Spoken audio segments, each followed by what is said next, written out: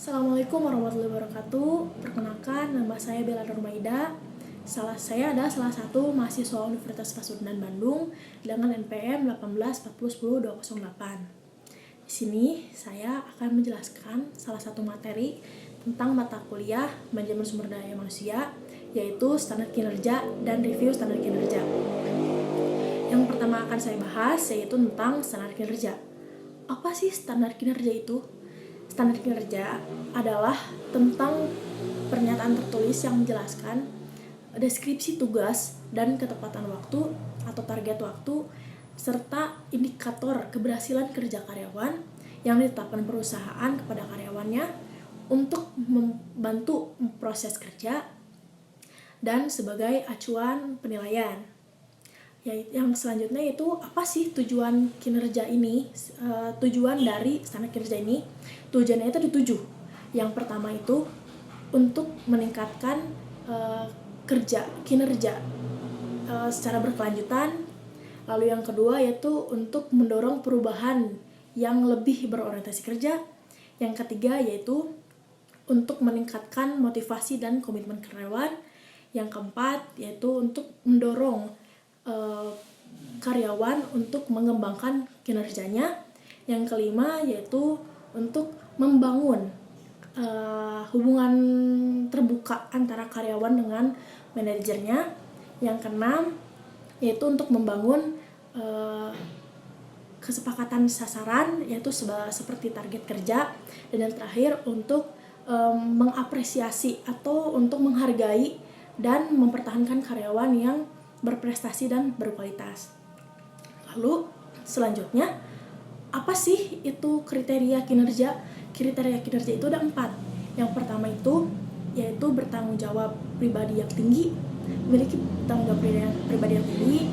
Lalu yang kedua itu ada memiliki tujuan yang realistis. Lalu yang ketiga yaitu untuk berani dalam mengambil dan menanggung resiko. Dan yang terakhir yaitu sebagai bisa berjuang untuk merealisasikan tujuan tersebut.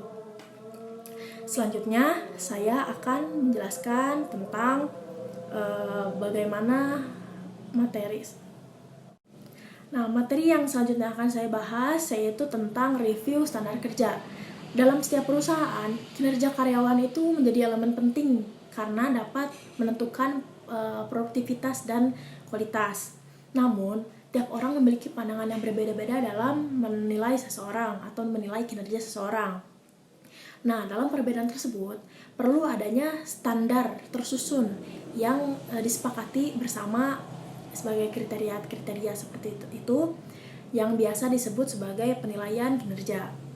Ada 5 tahap yang bisa dilakukan untuk penilaian kinerja, yaitu ada tahap perencanaan, tahap penyusunan data dan bahan, tahap pelaksanaan atau performing, tahap penilaian dan review, dan yang terakhir adalah tahap pembuatan laporan hasil. Yang pertama itu kan ada tahap perencanaan.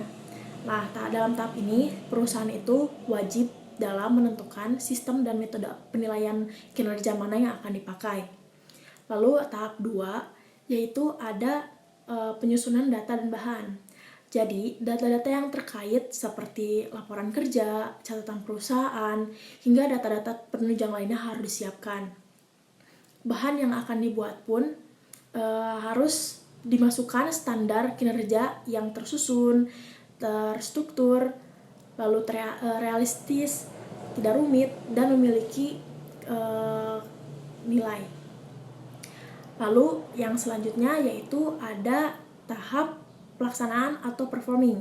Dalam tahap ini hubungan baik harus terjalin antara karyawan dengan manajer atau atasan dengan bawahannya, karena akan ada teguran, akan ada arahan kerja dan lain sebagainya. Lalu untuk tahap yang keempat itu adalah penilaian dan review. Pada tahap ini dilaksanakan itu dengan mengkomparasikan antara kinerja karyawan dengan standar kinerja perusahaan yang telah ditentukan. Lalu yang terakhir ada pembuatan laporan hasil. Nah, laporan hasil yang dari proses penilaian ini tuh dianjurkan untuk diberikan kepada karyawan sebagai acuan atau rujukan mereka. Ya, mungkin hanya sekian dari saya. Semoga bermanfaat. Mohon maaf jika banyak kesalahan karena saya pun masih dalam proses pembelajaran. Wassalamualaikum warahmatullahi wabarakatuh.